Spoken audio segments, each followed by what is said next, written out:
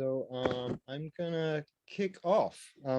Hello, everyone, and welcome to the UK launch for the blisteringly brilliant Razor Sharp My Dead Book, Nate Lippens in conversation with the amazing Olivia Laing. This event is hosted by Gaze the Word Bookshop in partnership with Nate's UK publisher Pilot Press. My name is Uli, and I'm a bookseller at Gaze the Word Bookshop. And I'm beaming to you from the slightly cooler basement of the shop as I speak. So welcome. Just admitting a few more people as I go. Thank you for being with us. This event, which is being recorded, will consist of readings, conversation, and audience questions. Feel free to make use of the chat function, where you can also post your questions, which we'll come to in the event later on. Please do keep your cameras on. It's great to have a sense of you out there participating in the event. It really makes a difference to the speakers seeing your faces. But if you could keep your mics on mute so we don't have any distractions from the conversation, that would be really appreciated. Thank you. So I'm just going to lay out the landscape of the book a little bit before I hand over to Olivia. My Dead Book is a novel composed of pulsating, nonlinear vignettes and fragments about a queer man approaching his 50th birthday who is haunted by insomnia and by his past. In the dead of night, he remembers his friends who died in the late 80s and 90s, his years as a teenage throwaway and sex worker, and ruminates on working class survival, queer aging, AIDS, and whether he has outlived his place in the world. It is a book about sex, sex work, survival, and also about not surviving. It's a book about poverty, friendship, camaraderie, getting high, getting off, getting older, coming down, and pushing on through those cold, biting New York winters. These are snapshots. These are glimpses of living, wheezing, stumbling, fully rounded characters. My Dead Book is variously hilarious, tender, poignant as hell, and utterly, utterly spellbinding. I love this book, and I'm so honored to be hosting tonight's event with you all this evening. Without further ado, I'd love to hand over to the amazing Olivia Laing. Hi. I feel rather like Uli about Nate's book. I am a massive fan of My Dead Book. I think I genuinely think it's one of the best novels I've read in the last few years. I'm just going to really embarrass Nate by telling him that. And I think Uli's right that it's a book about aging and loss. It's composed out of extraordinary aphoristic, exemplary sentences. And what I'm particularly struck by, and what I hope we'll really drill into this evening, is that it's about these sort of elements of queer existence without ever leaning into ready-made categories. Its genius is to do with its total specificity. It belongs, in my mind, alongside people like Rambo and Genet and Gary Indiana, David Wojnarowicz, Kathy Acker, those sort of dirty realist writers, if you like. It's a book about living close to the knives, and it is worth buying the minute this event ends if you don't have a copy in your hands right now. So Nate is going to read. We'll have some questions punctuated by another reading, and then questions from the audience. You're welcome to type those into the chat box at any moment, and I will try and pick them out of there. Nate, would you like to kick off with the reading? Sure, yeah. Let's see, okay. I'm going to read a first section that's it's about the narrator remembering being a teenage hustler. So it's a short little bit here. Shane's clothes were more sealant than fabric, sprayed on, shiny finish. He wore them like the hard shell of a toy animated to life by others' imaginations. I was more of a hologram, a cheap illusion. He told stories about yearning to be tough, scraping his knuckles on cement until they bled, cultivating calluses and rough spots, the pride he took in scars, lowering his voice and moving his mouth less beneath a slit-eyed gaze. We were alike, both of us shot into the world, still marked by our makers, like bullets streaked by their barrels, and we had collided. Shane had a place and I needed one. I slept on the couch and he took the bedroom. bringing home a train of one-night stands after bar time. I lay awake with one eye shut as they fumbled through the next half hour. Stabs of light, burnt smells, water splashing, doors creaking open and shut. One night, Shane brought in a thick, sweet-faced, middle-aged man. The man looked at me, then back at Shane. How much extra for the little one? I went along with it. That summer, my face organized itself. My lips were ripe, my eyes were bright. I have photos. In the beginning, I didn't think to use a pseudonym. We started turning occasional doubles together. Shane had a car and I didn't drive. We'd go out and he'd make the moves and do the talking. Men thought I was shy. That was hot. Eventually, Shane had me work alone. He still drove me around, so I gave him a cut. My clients offered advice. Usually it was to get out of the business. I wish you'd value yourself more. Do you want to pay more? I did value myself. I set a price and it was more than I made bussing tables or washing dishes. I'd finish those shifts with little in tips, exhausted and demeaned. At the end of my pay period, I'd get a check and barely make rent. Turning tricks wasn't so bad. I was treated like an object, but I was an object with money. It was mostly keeping it up for the ugly and fat ones, but I'd always been able to get turned on by someone else's attraction to me. The power of holding someone in thrall moved my blood. I looked so young, I figured I was practically doing a public service, giving pedophiles a way to blow off steam. Shane and I stayed out all night and drove home at dawn with the windows down. My arms were peeling from sunburn. The dead skin moved like tiny flowers in the wind. We stopped and watched the rowers on the lake. Their long, fluid strokes became parts, mechanics pushing them along. The catch, the drive, the finish, the recovery. Legs compressed, braced to push off the foot stretchers, the power of the drive, the way the body hung from the oars by the hands. I thought I could save us, rescue us from men and money and tight rooms with hard light. I thought we could go somewhere else and change and be better. I pictured us like salamanders emerging from the fire with bright iridescent scales. Okay, thank you. Fantastic, Nick. Thank you. There are many things I want to talk about, but I thought we could start by just talking about origins. Where did this book come from? What was the process of writing it? It felt to me like it emerged from a sort of, well, very much like that salamander fire, a process of sort of hardening and refining, but perhaps that's wrong. Over the last decade, I had been writing and working on some short stories and also a different novel. And those both got shopped around for a really, really long time. And I want to say 6 or 8 years to absolute failure, you know? And so it was, it really came out of a kind of desperation. I mean, I think that's maybe what the initial impetus was for it, which was a lot of my friends that are around and from that time long ago who were in their 40s were struggling. And I was seeing a way in which kind of the long tail of a lot of the damage and experiences we'd had were catching up with people. And I could feel catching up with me. I could feel this intense pressure of turning 50 and being like, what have I done with my life? And, you know, here I am with these books that are going nowhere, and am I completely deluded? And there had been not close friends, but a couple acquaintances who had taken their own lives. And I was just having a sense where I was like, a lot of us don't know how to function now. And so I started really thinking about that and pulling together these sort of fragments and these short anecdotes that I'd had. And as I was going through notebooks, I realized, oh, I have a lot of this. You know, I mean, I think they were sort of the shameful bits that I had tucked away because I thought, who wants to read this?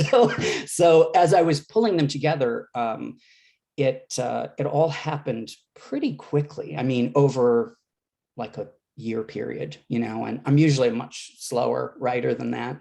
But it was sort of like I know I read somewhere in like Clarice Lispector's biography where the biographer was talking about how she would take fragments when she was doing, I want to say it's Aquaviva, and that it was almost like if they wouldn't fit, the text would spit them out. And I was having a similar experience where I was moving these fragments around. I knew that it would start with being awake at night, because I was suffering from insomnia and I had friends suffer, we're all texting each other in the middle of the night. So I started kind of pulling from that, the insomnia thing, and quickly realized that the pieces were going to kind of magnetize, that there was something intuitive that was going to happen. So that was really the impetus for it. And it came together pretty quickly then.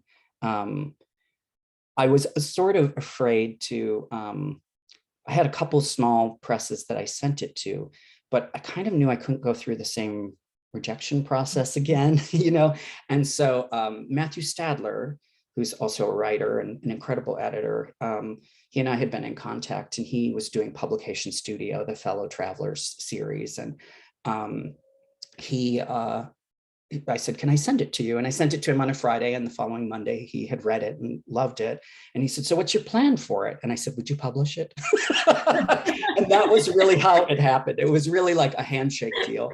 And he does like a non-exclusive contract. He does this radical thing, which is they don't own it. It's almost like music licensing or something, where, they're basically publishing it and distributing it, but it opened up the opportunity then when I was in contact with Richard Porter from Pilot, where Richard said, well, it's a book I wish I'd published. And I said, well, actually, you could, because I have this non-exclusive contract. If you wanted to do it in the UK, I can pretty much text Matthew and he'll say that's fine. And so it was this very handheld kind of, it felt great that it was these two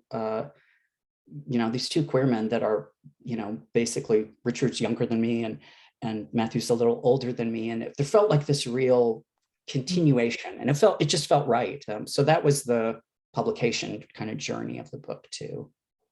And this is an aside, it wasn't the next question I was going to ask, but did the characters in it, I'm thinking particularly of Shane, Rory maybe, did they have a previous life as well? Had they existed in? They did, yeah. They had such settled characters. Yeah, Rudy and Shane had been in other stories, and Rudy had actually been a narrator in a bunch of other stories.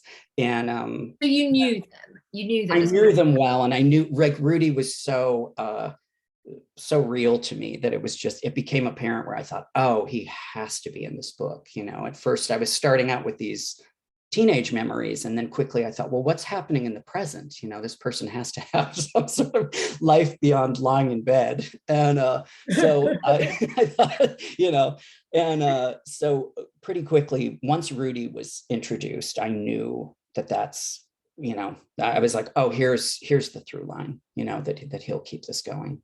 So that it's nicely, there's a line early on about the narrator being in an apartment with a TV in every room, and he says, location shifted, characters vanished, never to appear again, an accurate representation of life. And I mean, this is a novel, but it doesn't adhere at all to the conventions of the realist novel. And it feels to me, being an anti-realist, that is a far more accurate representation of reality, the sense that people vanish, preoccupations recur, possibilities for change are limited, the past is continually warping the present. Yeah. Can you talk about how you built the narrative like that? And did you feel pressure to make it more of a conventional narrative? I mean, it sounds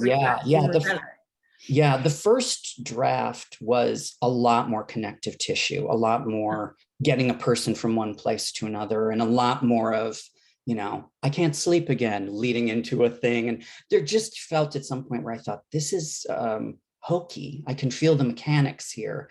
And it's almost like, it's hard to picture a reader for things, but I kept thinking, this is sort of insulting to the type of person I imagine reading this, that there's all of this lead up, that I'm spoon feeding somebody, because the person who's going to be interested in this book is going to make these leaps.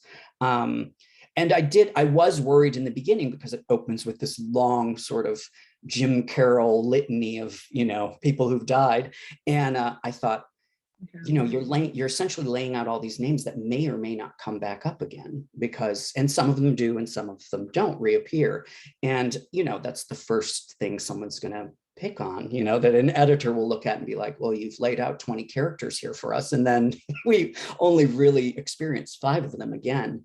But I thought this is kind of how memory works, is you know, especially if you've lost people, that they maybe were only in your life for 6 months, you know, when you're 19, or, you know, it's someone you had a house share with, or it's whatever, but that the brevity of their life or whatever the experience is has left a really lasting impact, maybe sometimes more than, you know, you may have worked with someone for years, and once you're not at that job, you don't really ever think of them again, whereas you might remember someone from the past. I thought that's really a lot more how memory kind of works. And it worked for me too, to have that. I thought of it as a like cross-personal, you know, that it's like in Silvano Campo's The Promise, the character falls off the ship and is trying to keep herself awake so she doesn't drown by remembering all these people. And I remember when I was reading that while I was working on the second draft, and I thought, oh, you can do this. You can just, you know, you can just move from person to person, and it will actually create this texture, and there'll be this movement for the reader. So almost like you're daring yourself to strip away more of the extraneous material. Oh yeah. And really to not make it so easy. I mean, it was probably twice the length originally. But there were a lot of things where I kept thinking, oh, this is explanation, you know, and the last thing I wanted was, because these are exactly the types of characters who are expected to explain themselves to the world, you know, and I thought, you know, that was very much my experience in the early 90s of being queer, was having to like plead your case almost, or explain yourself to the larger world. And I kept thinking of the Nan Goldin, where she's in some interview, and I thought, God, I wish I had felt that way when I was younger. But she was saying that with her friends, she said, oh, we never thought we were marginal. We thought we were the center of the world. And I thought, oh, that's, you know, that's amazing. that's so fully formed.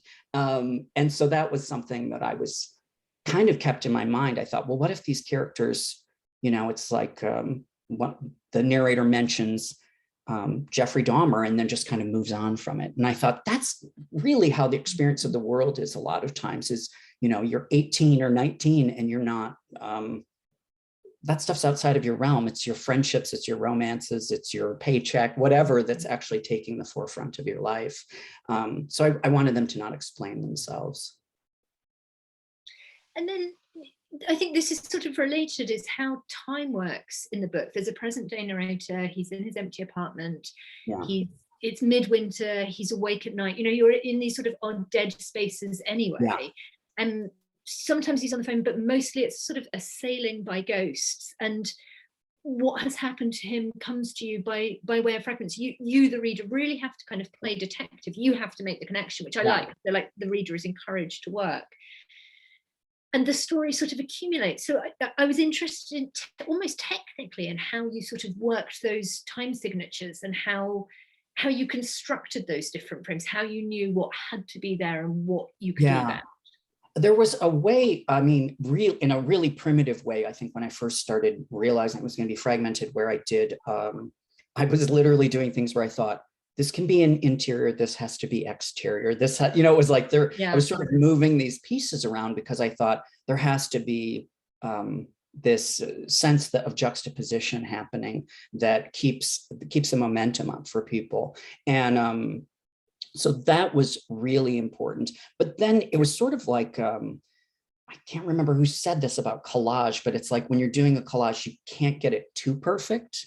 So I also was aware where I was like, I have to leave some, not mistakes, but seemingly mistakes, some things that aren't so structured, you know, that there'll be an offbeat moment or a tonal change that's really odd, you know, that you will come off of either a litany of something that's really sad and then sort of a mean-spirited comment by somebody, or that you'll come off of a litany of things that are funny and into something that's, you know, when he's remembering the dream, the sort of night train of all these people. And I thought it's an odd tonal thing to end after what comes before it. And that, I guess it felt right because it felt wrong. I thought the thing you're supposed to do at the end of this, I don't want to do, because I feel like then it's expected, you know, and I guess because of being a big reader and knowing a lot of people that are big readers, it's like there are those moments where you can just feel the mechanics happening and you're like, oh no, I know exactly where this chapter will end, and I know exactly where the next thing will pick up. And which works great for some things. I mean, some things it's necessary. That's what you're going to have, you have to have. But I thought for something like this, that the form should be as queer kind of as the content. There should be something, a little strange that keeps happening. I felt that continually, not even just on the first reading, the second reading as well, that I didn't know where I was going to end up. I didn't know where I was going. And that was a fantastic feeling, that feeling, I mean, sentence by sentence and then section by section, this feeling of being disrupted from the expected was part of what I think makes it so strong. I think we could have the second reading here. I think this is a good start. That sounds great. Okay. So this is actually Rudy. This is the narrator talking on the telephone at night. This is his late night long distance phone call with his older friend, Rudy. They feel the trauma of those times too, not firsthand, but it shaped everything that came after, I say. Rudy is scornful of young gay men who haven't lost anyone to AIDS, who grew up after AIDS became treatable, claiming grief about AIDS. They don't know, though, he says. They never will. I pause, and there's so much I want to say, but already it's falling away. I've wanted Rudy to understand me. He's the closest I've got to someone who does. But when I consider the reverse, am I that person to him? Does he want to be understood? I see how stupid the wish is. That's what is wrong. It's a wish, a desire for something to happen. The entirety of the phrase floats off. Floats off, yearning for Rudy to see the cause, the explanation of my life. It's cruel to want someone to see everything about you because you can't imagine yourself as real. Brunch with Brandon and his friends. I listen to stories of vacations, property inspections, renovations, prep, grinder, marriages. Our server, young, handsome, poised, wears a t-shirt with silence equals death on a pink triangle background. Another species of defeat. People in their 40s who say, in the end, you realize it's family that's important. Rudy tells me a friend of his had a nervous breakdown at 50. A breakdown. My sense of it isn't that things shatter, it's that the fragments all start to come together and point insistently toward one conclusion. So clearly I'm still all right. Rudy sends me a link to an article, a photo of remains discovered in Pompeii. For the first time ever, archaeologists have been able to cast the complete figure of a horse that perished in the volcanic eruption. A comment below the article reads, beautiful and heartbreaking. It's neither really, it's petrified. I read that ruins are more interesting once you knew who made them. Did made mean built, or did made mean destroyed? Destroyed, but not completely. You can live in ruins. Rudy tells me about how the artist, Paul Thek, abandoned his best-known work, The Tomb, which included a life-size effigy of him, and how it was subsequently destroyed. Rudy says, do you know what Thek said when someone asked him why? He said, imagine having to bury yourself over and over. Last summer, I asked Rudy, where do you think all the people who called us bitter in the 90s are now? At the Whitney's David Wojnarowicz exhibit, he said. Occasionally, Rudy talks about some of the models that came by and for flashes of beauty were paid in cash or drugs or both. Many departed never to be seen again. Rudy complains about them, about being used by them. As the night is slowly destroyed by dawn, he rattles off their names and mentions others, friends who have left him. They all go, he says. I'm not going anywhere, I say. I've said it before and I've always meant it in that lazy, sleepless way, but in a larger sense, it's truer than anything else I've ever said. Rudy ends one night quoting Jane Austen's Pride and Prejudice. Now, Mary, you've delighted us quite enough for one evening. Daylight shows around the edges of my curtains. I forget I haven't left my apartment in a week. I forget the heaviness of my days given over to makeup sleep and the way nights have become elastic and unreal, hours moving through long gone decades, old hopes and loves shuffling like flashcards, names and images not quite aligning. And the hour before dawn when the pull not to live is strong. I fight it, flexing my old defiance, saving the day I will sleep through. I can't let them win, I think. But who is them? Someone who has hurt and forgotten me? An imagined foe? Powerful people? Or is them what it has always been? Everyone who isn't me. It's spectacular. And I think that's also, you really get a sense of that tone that just refuses to settle in one place. Sort of dodging whatever you're expecting. And so one of the things that really struck me is that this is about the unglamorized, unsanitized aftermath of AIDS, not the revival of the beautiful, sexy dead, but a very different story, the damaged, bitter, broken living. And, you know, poverty, self-hatred, addiction, shame, the things that haven't yet achieved their retrospective at the Whitney.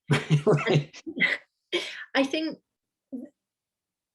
I thought it would be interesting to talk here about it, how you feel about AIDS nostalgia and how this book sort of fits in among that that's been happening over the last 5 years.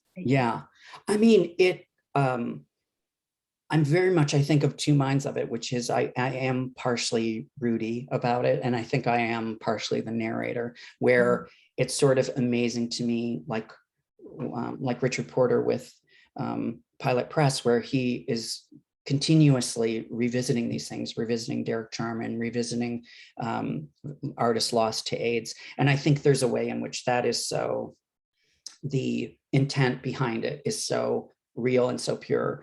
And it isn't the commodification, which I think is the part that I sometimes experience, where I'm just looking and thinking, oh, wow, you know, because the commodification can so easily be hooked into a kind of historical revisionism.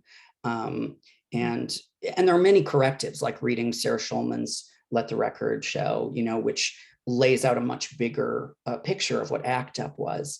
But I was really thinking of the people that weren't activists at the time, that were just sort of surviving, that were, like you said, getting drunk in a bar, scoring some drugs somewhere, just trying to sort of get by, get their thing. And they're not the noble dead. They're not the, you know, they're not the people that anyone's going to remember because they, by whatever measure, accomplished things, you know. They were just surviving. And so I thought that was really an important thing to try to show, and to really show in an unvarnished way, you know, to continue to not romanticize that. But there are moments, I mean, you know, it was the thing where it's great to see David Wojnarowicz at the Whitney, but then it's also the thing where you can see where they've shaved off all the anger, all the ugliness, all the political whatever, and you go, well, the art's here, but devoid of context, which to me is the whole point of a museum. Is, you know, as a patron, as somebody who grew up not going to museums, the ideal when I first went to a museum is, you know, I was that person who would read the, you know, the little bit next to it and go, okay, this gives me a larger history here. And I felt when I saw that, where I thought, oh, it's not there, you know, it's been removed or sanitized or really whittled away to tell a very specific story. And to me, that's historical revisionism, is you just decide there's kind of one way to tell the story.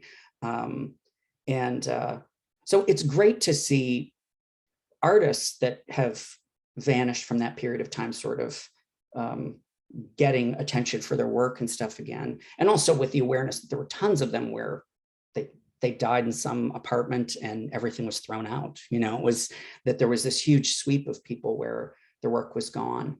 But you know, it's that thing of how much the people who are putting together the shows and how much the people who are doing museum work around it or academic work around it are willing to sort of pull those pieces together that are, again, kind of the wrong thing. The part of the person that isn't, you know, I mean, it's great to read about someone like Jack Smith because he comes across as someone you would never actually want to spend time around.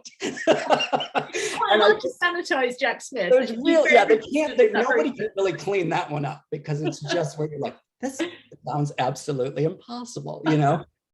But that is, I think that's the kind of detective work that's necessary. And I'm excited to see, again, I think when you're seeing younger queer people looking at this work, that they're making, so what's interesting to me is when they're making new connections. It's not even about how the past is necessarily put together. It's that they're making a connection between something now or a piece of history that is completely unknown to me and it, to me, opens it up, which is, you know, that's the part for me that's exciting. And that I feel like there are people doing that work. I don't feel that it's just this buried twice situation where somebody, you know, part of the history exhumed and the rest is thrown away. Yeah. So to just sort of go deeper into one aspect of that, there was another line that I liked, which I think captures a specific element of what's going on inside queer nostalgia. Me listening and not listening now to these men being proclaimed, wistfully remembered, and yet still sometimes turned into tyrants for appetite for loving cock. So that sense that you can be historicizing people, you can be sort of celebrating them in this nostalgic way, and at the same time the homophobia is still there. It's still apparent within that. And I just wanted you to talk a bit more about that, because I thought that was fascinating, and also something that I don't think is talked about enough. Right. And that there is that sense of that I'm someone thinking of the Freddie Mercury documentary. you know, oh, it's you know, where it's like, here's their work, here's part of this giant story. And then there's always the thing of like how self-destructive they still were. And that idea that because someone who's writing that now, whether they're queer or straight, is going to have that thing, I think, where they'll think, you know, well, I would have been more careful. I wouldn't have done that. This would have happened differently. This would have, you know, and I remember an older friend of mine having a conversation with a younger friend of mine who's in his late 20s. And, you know, my older friend was just talking about his life, and I could tell the shock, which was basically, he was like, oh, I met everybody in like bus station toilets and parks. And, you know, there wasn't an app for that. You didn't, you know, and my younger friend, I think, had a simultaneous thing of, you know, a certain whatever sexual revolutionary type of idea you have about that, but also I think a genuine kind of repulsion of it. And I think as things have become, as the past has been sanitized and as a certain assimilation has happened, the pieces of queer experience, especially from older generations, has had to kind of be pushed aside to make it, you know, a lot more palatable. You know, I mean, you see even with gay pride events where somebody was talking about, you know, the leather dads showing up. It was like, they're traumatized by a man in a jockstrap at these things. And I thought, you know, it's, well, part of me thinks, well, it's wonderful to have drag story time. Part of me is also like, what about Blue Lips? What about Lee Bowery? What about the people that just were scary? You know, I mean, that you could go and see them and it was going to be an outrageous and uncomfortable experience. And I'm not saying there isn't room for all of those things, but I do think the idea where it's like just turning drag queens into clowns that are here to be like family-friendly entertainment is freaky, or, you know, it's like, well, is this, you know, is this all right for the family to watch? And you think, the family shouldn't actually be there. I mean, but to me, I'm thinking, no, not necessarily. You know, if a drag queen wants to do that, wonderful. But I also don't think that's, the job isn't to be that person. And the pathway to pride or celebration or anything isn't the idea that, you know, these 65-year-old men in leather harnesses are traumatizing you to see that. You know, it's like that's who made part of this possible. These people dug the river we're swimming in. So I just find that frightening, you know.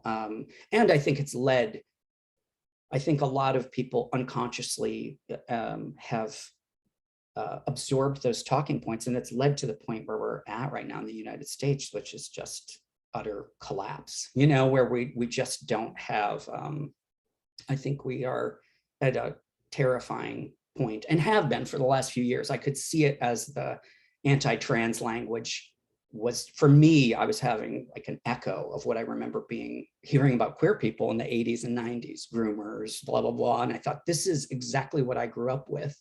And seeing parts of that absorbed into, you know, not just religious loons, but into queer conversation, into these other places. I thought, oh, this is really dangerous. And it's proven to be, you know, so it's kind of terrifying. So this moves nicely into something that I was also going to ask, which is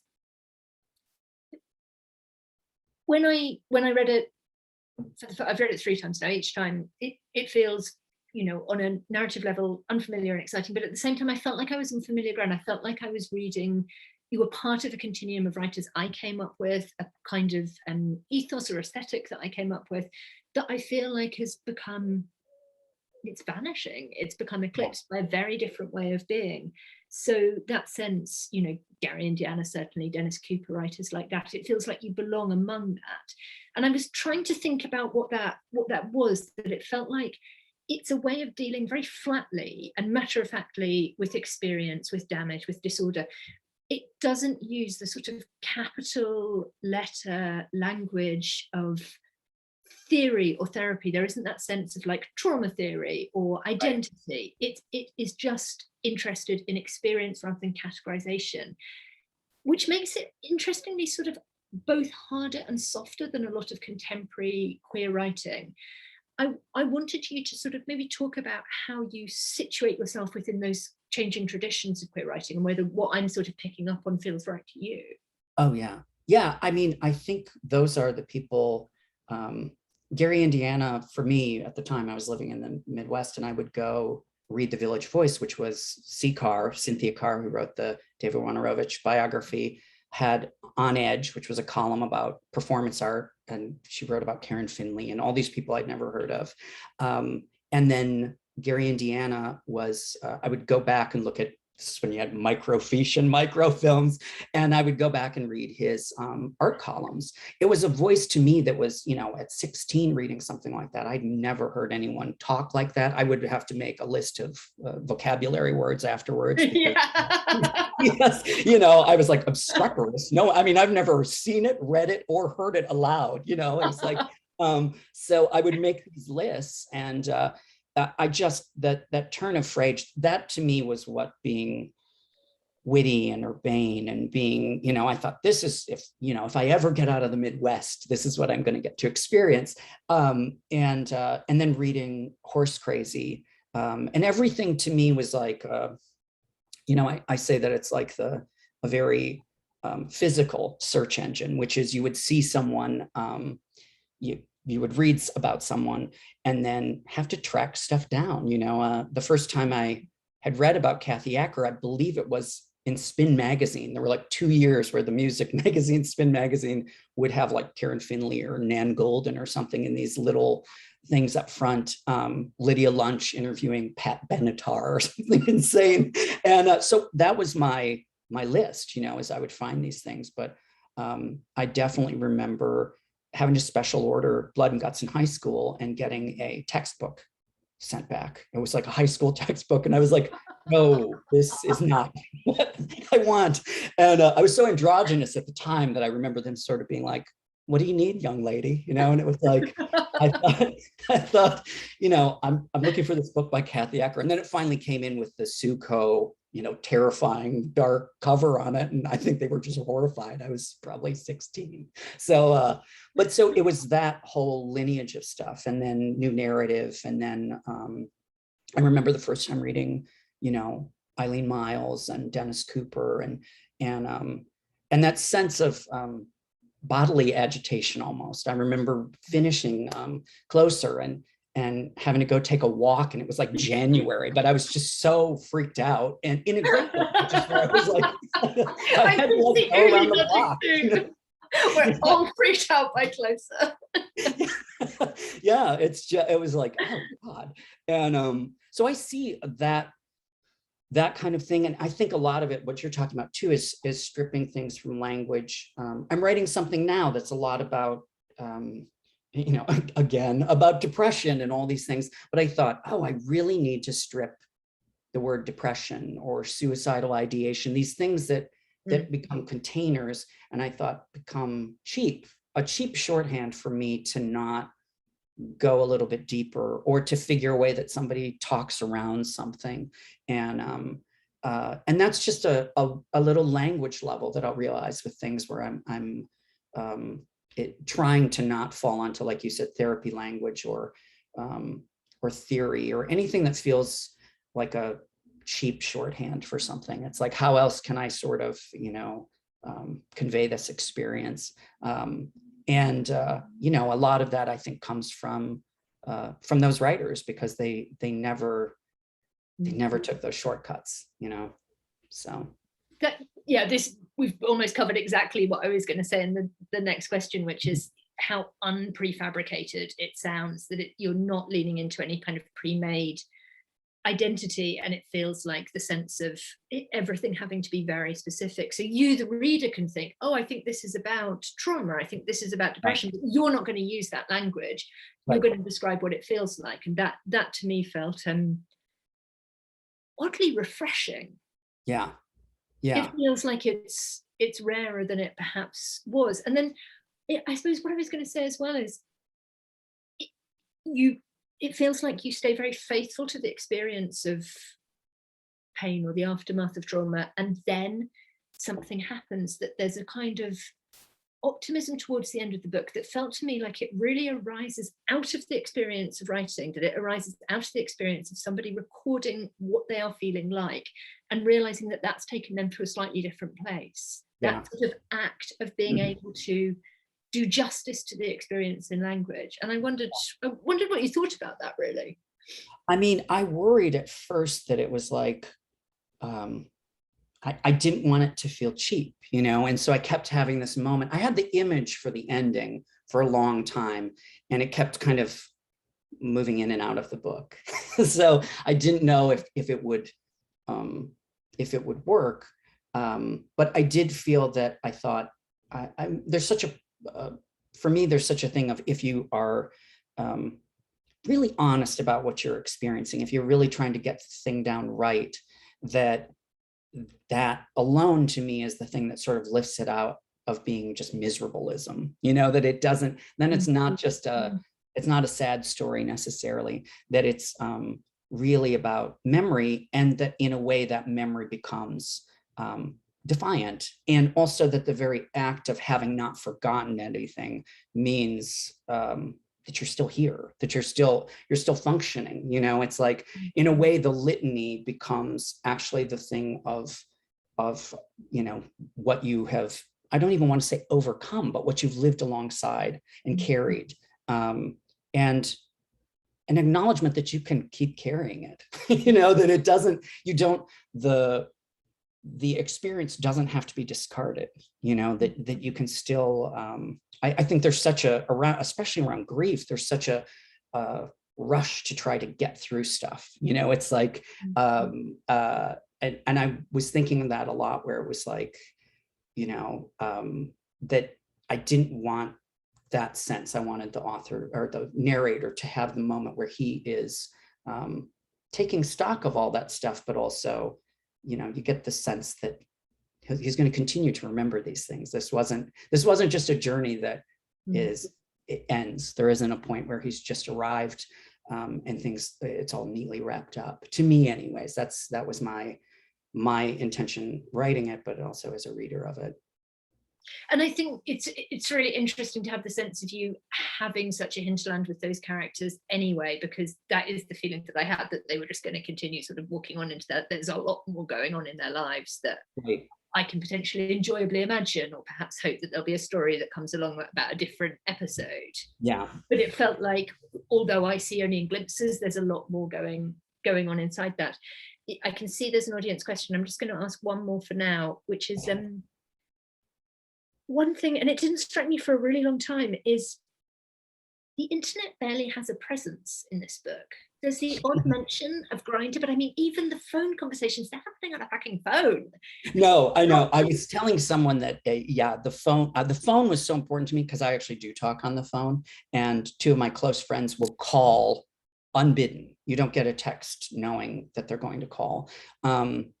And that would be utterly perceived as like violence by most people now, that someone would just call you out of the blue and your phone would ring and it would just be to talk, you know, yeah, it was, there was more of the internet, there was more of texting, there was a lot more of that. And then I sort of thought that the way the narrator's description of his life was, I thought there isn't all of that. There isn't all of that distraction. There isn't all of the. He's not looking on Twitter. He's not telling you about what's happening in the news. No, he's quite removed from, yeah.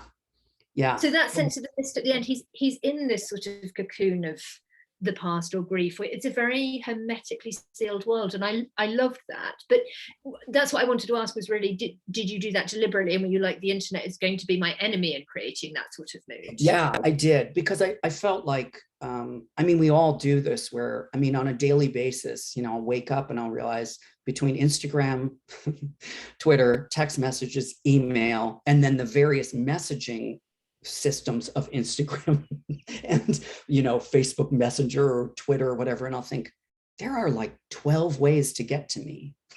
Like, that seems extraordinarily overkill, you know?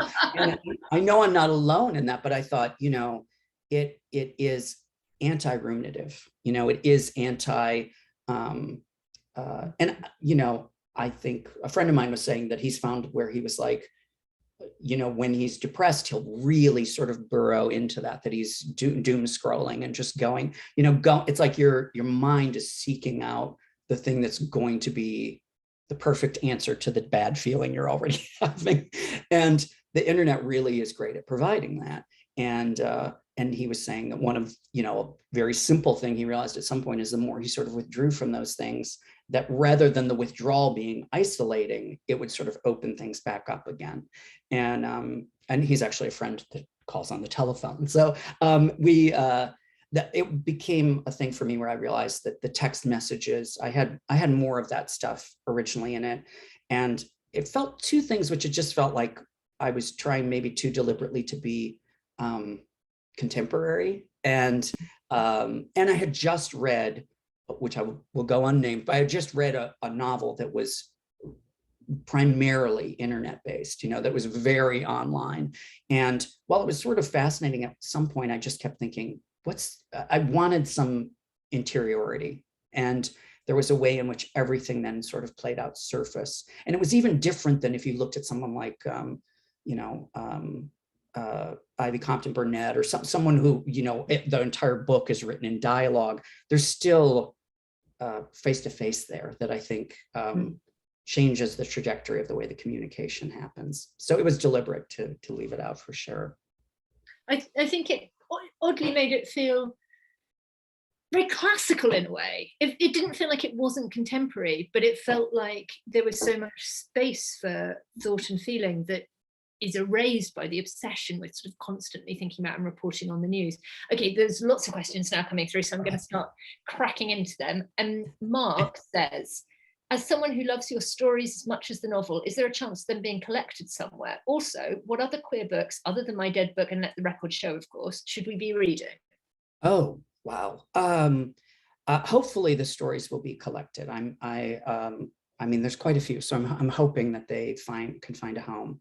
I'm trying to think. Well, right now I've been reading a book called Harsh Cravings by Jason Hoff. I maybe mispronounce it. It's Haaf, which is great, and it actually takes place over the last few years, but it's all about sex and intimacy and personal boundaries and boundaries within relationships, and it's beautifully written and really was really addictive when I read it. And as far as, you know, maybe books about AIDS, I would really turn to a lot of the fiction from that period of time. I would say reading Gary Indiana's Horse Crazy, where it's not the story, but it's the background to this story, and also Gone Tomorrow. And then he has a third novel which takes place later, of this sort of, you know, downtown artists and writers as they're getting older, called Do Everything in the Dark. And I would say that trilogy of books is really sort of fantastic. I love Brontez Purnell's 100 Boyfriends. Trying to think what else I just been reading a lot lately, because I was telling you earlier before we were on, summer is basically when I like completely retreat from the world because it's hot out. And so I'm basically like a child in the room just reading all summer. Nobody's here to yell at me that I have to go out and play. So, well, I have to think of more, but yeah, those are the ones off the top of my head. I suggest also following Nate on Instagram, because that's a good source of Nate tips. Okay, next question is from Ellen. As a cis straight person who's been introduced to queer writing through art school, my queer friends through reading Olivia Laing, thank you, and seeing and loving David Wojnarowicz works in Berlin, I worry that I might inadvertently miss important context while reading your book because I'm cis straight. Is there a place for me in this sphere of queer writing and reading? I suppose I'm worried I'm the wrong audience, if that makes sense. That's a touching question. Oh, yeah. I mean, I think definitely, because I think part of it is the way the book is written with the fragments. There's a eavesdropping type of motion to the book. There's a gossip type of motion to the book that I think opens it beyond it just being insular as far as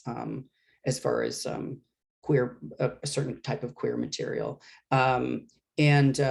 So I think it's, I mean, I do feel like it's for anyone, especially someone who's reading those other books. I feel like that it fits in some way with a lot of that stuff. But also, you know, some of my biggest influences are like Jean Rhys, Grace Paley. Like it's not as if everything I read, it falls within that. It's like actually a lot of cis straight women are probably some of my biggest influences, like Mary Robeson. It's very Jean Rhys. That is what it's like. Yeah, that's boiled down, coming always from a slant angle, overheard things all the time. It does have a real kinship with Jean Rhys. Yeah, I mean, Good Morning Midnight is probably one of my favorite books of all time. I think I don't know how many times I've read it, but it's one of those books to me that continues to give you stuff. So I definitely feel like anyone can kind of come into the book and you know, one of the things I tried to do with it, which again is something you're sort of taught not to do, which is I'm including names of artists and things that someone would tell you probably if you were in like an MFA program where they'd say, this is going to throw the reader outside of the book. And I'm like, that's fine. You know, you have a phone, look it up. Don't, it doesn't matter. Like, I think there's enough other context and enough motion that it's not necessary for you to know all of that stuff. You know, I don't feel like I have to do that. I hate that attitude, because how could you read anything of the past? I mean, how could you read anything outside of your own direct experience? So what's going to happen when you get to Jane Austen? You'll be screwed. Horses, what? Okay, here's a very good question. This is from Gaze the Word Itself. If this novel had a soundtrack, what would be on it? Oh, okay. Definitely, I think a lot of, for me, I definitely, you know, Jim Carroll's People Who Died, which I referenced earlier. I would also say a lot of Midwest punk from the late 70s stuff like Peru Boo, Southern stuff like the Dicks, a lot of actually punk music, but also obviously Supremes, Nina Simone, Smokey Robinson, like that. They're, you know, I think all of those would probably be on there. I should make a playlist because there is a way in which all of this is there really, music is a huge part of my life. So it's kind of, music's kind of constantly playing in my apartment. So. And there's a lot of driving around in cars, so it does feel like it's that lends itself to a soundtrack. Right. If anybody else has a question, type it fast, because I'm going to ask my, oh, yes, make a playlist, thanks, is the next. Hi, Vic. Okay, so just touching back to Mark's original question and what was actually my question anyway, what is next for you? What are you going to write next?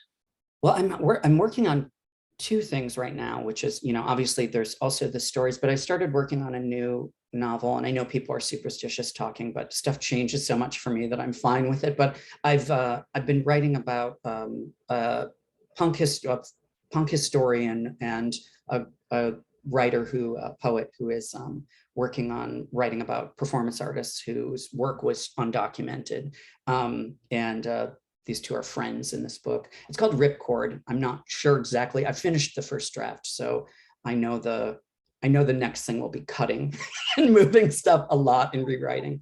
And the other thing I've been working on is with a writer named Matthew Kinlan, who lives in Glasgow. And he and I have been working on a project called Box Office Poison, which is an epistolatory novel between two cult actresses in the late 70s. And we're kind of closing in on the end of it, but we haven't, again, it's one of those, he's a great person to write with. I've never collaborated like that before, but he's sort of like, I mean, I guess it fits with the acting theme. He's like the perfect scene partner. And unlike me, he seems to understand plot. So he's very good at driving things along in a way where he'll sort of place something there where I'm thinking, oh, right, that's what happens next. You know, I could just have them writing letters to each other for 200 pages and I'd be happy. So he's very good at that. So those are the two projects. Yeah. And in terms of, sorry, this is another question because it's just occurred to me that I'm interested.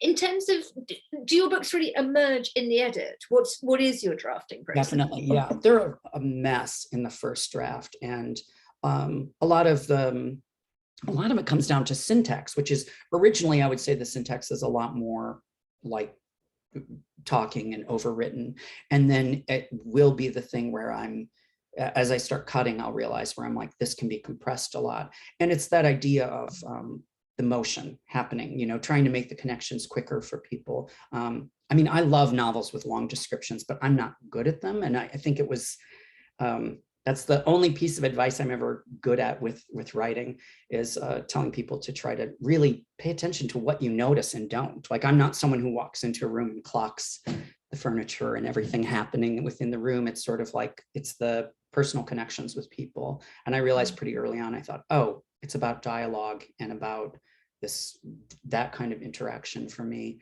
And a lot of that stuff comes along in the edit. So the edit really is where everything happens. I have friends who are writers that they really do lay down perfect line after perfect line. And I love that. I'm amazed. It's the complete opposite way of how I think or write or anything. So that to me is an incredible skill.